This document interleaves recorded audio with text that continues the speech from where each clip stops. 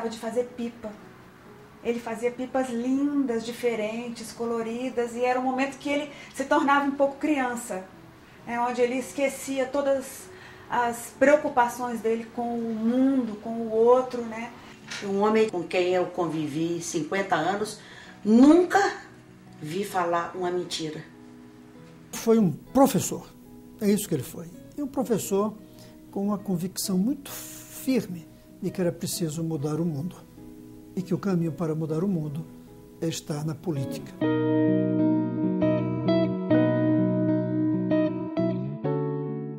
Ele tomou o exemplo da ração diária que era destinada aos cachorros no Japão e comparou com a insuficiente alimentação, os níveis de desnutrição do povo brasileiro e dos trabalhadores brasileiros, sobretudo.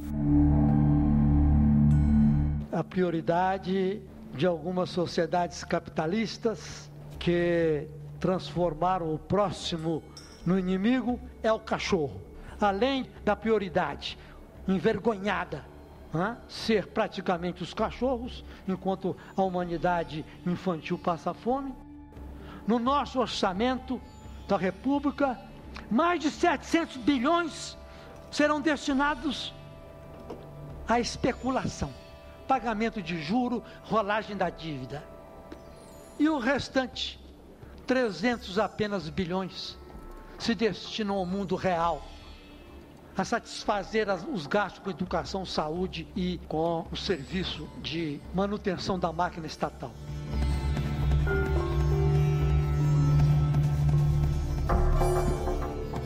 E ver esta dívida crescer dia a dia. Isto não é uma violência. É uma violência que passaremos aos nossos filhos e aos nossos netos. Nós só vemos a violência naqueles que, violentados, nos assaltam nos sinais. Nós só vemos a violência, como também só enxergamos a nossa velhice no rosto dos outros.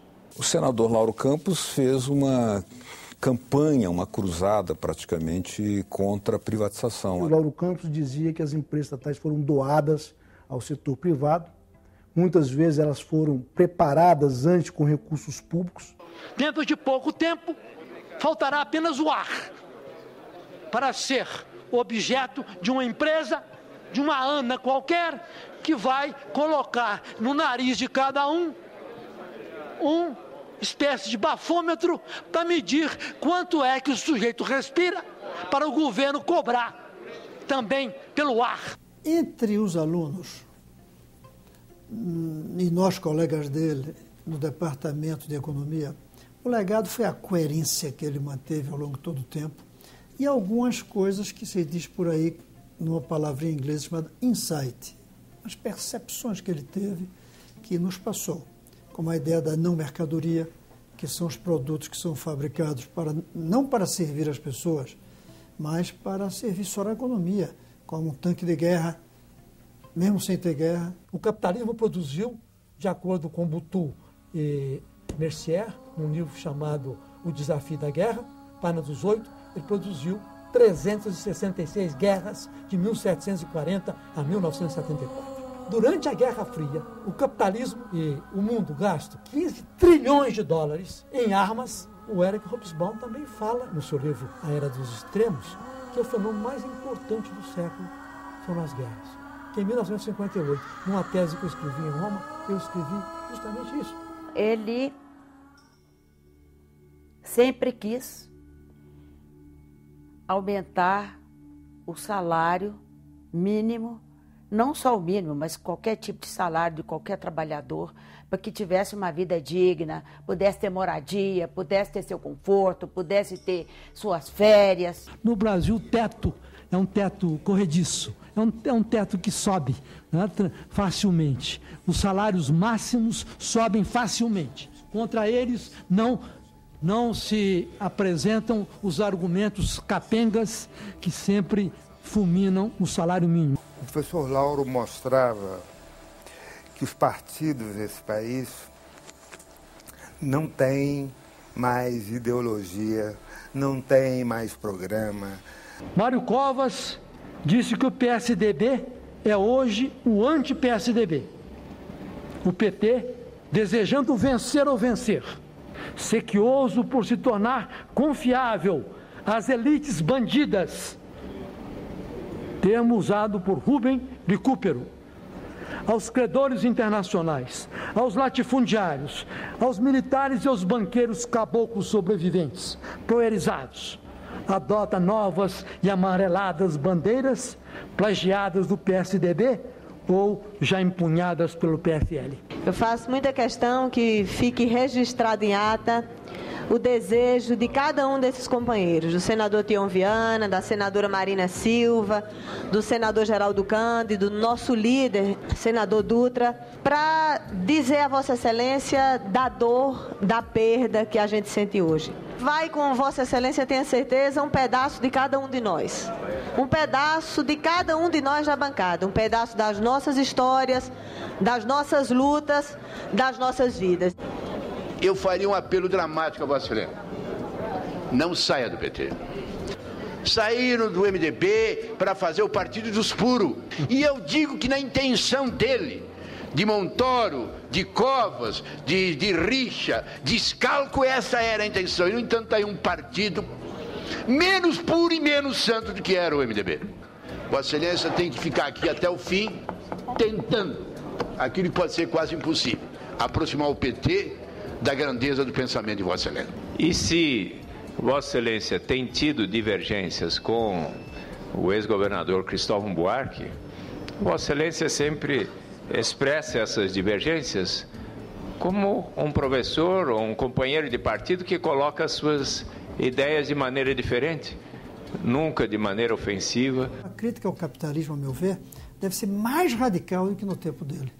A crítica tem que ser a civilização industrial, que tinha duas faces, capitalismo e socialismo. O socialismo é parte da mesma civilização do capitalismo, mesma civilização. A diferença é que se produz, num caso, com capital privado, no outro com capital estatal, mas as mesmas coisas. Não incorporou o socialismo, por exemplo, o meio ambiente.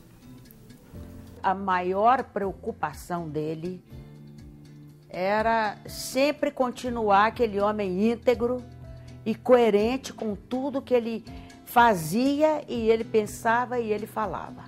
Uma coerência absoluta, uma intransigência absoluta com tudo aquilo que não tivesse de acordo com os princípios que ele defendia, e princípios muito corretos. Não sou fiel a pessoas, nunca fui getulista, nunca fui juscelinista, nunca fui stalinista, graças a Deus, na minha vida. Nunca fui lulista. De modo que, então, a minha fidelidade, em primeiro lugar, é a mim mesmo. É a minha integridade. É a minha coerência. Por mais que Sócrates tivesse falado e discorrido sobre as virtudes, para mim, na prática, a coerência foi a virtude eleita por Sócrates. Na hora de morrer, entregaram a ele a chave da liberdade da vida e ele disse: eu continuarei ateniense e não bárbaro. Eu prefiro a morte à incoerência. Lá na UNB, ele era muito conhecido porque ele se empolgava ali nas suas aulas. Às vezes a aula terminava meio-dia e dava meio-dia e 10, meio-dia e 20, meio-dia e meia, e ele estava ainda empolgado, entusiasmado. Alguns alunos, evidentemente, iam saindo, mas os mais interessados iam ficando. E aí os alunos acabavam caminhando com ele para o corredor, ele dando aula lá no corredor, até chegar, aí eles levavam ele até o carro. A aula dele terminava a hora que ele abria a porta do carro e ia embora. O Lauro se entristeceu com os rumos que a universidade, não só a universidade, que hoje está provado, né? Os rumos da educação no Brasil. Tal como meu pai, que queria um balão de oxigênio pequeno para poder morrer dando aula, eu também pretendia morrer numa sala de aula, dedicar-me inteiramente. Depois, com este fracasso que o neoliberalismo principalmente introduziu no nosso sistema educacional, eu fiquei pensando, a universidade deixou de ser um túmulo digno. Eu não quero mais morrer lá. Foi uma das figuras mais excepcionais que já passaram pelo parlamento brasileiro. Ele aqui deixa uma marca e um exemplo de um homem extremamente culto, de um grande caráter, de uma grande cultura e de grande firmeza e dedicação às suas ideias. Ele não só deixa a obra que expressa nos seus discursos, uma obra vasta de cultura e de inteligência, de doutrina que ele procurava sempre semear, como também os exemplos a postura com que ele sempre se comportou na defesa de suas ideias. Eu penso que os políticos de Brasília e do Brasil poderiam ter discordância do ponto de vista ideológico com o Lauro Campos, mas certamente todos que conheciam o Lauro Campos o respeitavam pelo seu comportamento ético, pelos seus compromissos ideológicos, pela sua dignidade. Eu acho que perde o Senado uma pessoa de muita qualidade e perde o Brasil um dos homens que mexeu com o coração de muita juventude aqui nessa cidade. A última frase dele, poucos momentos antes da morte. E o neoliberalismo venceu.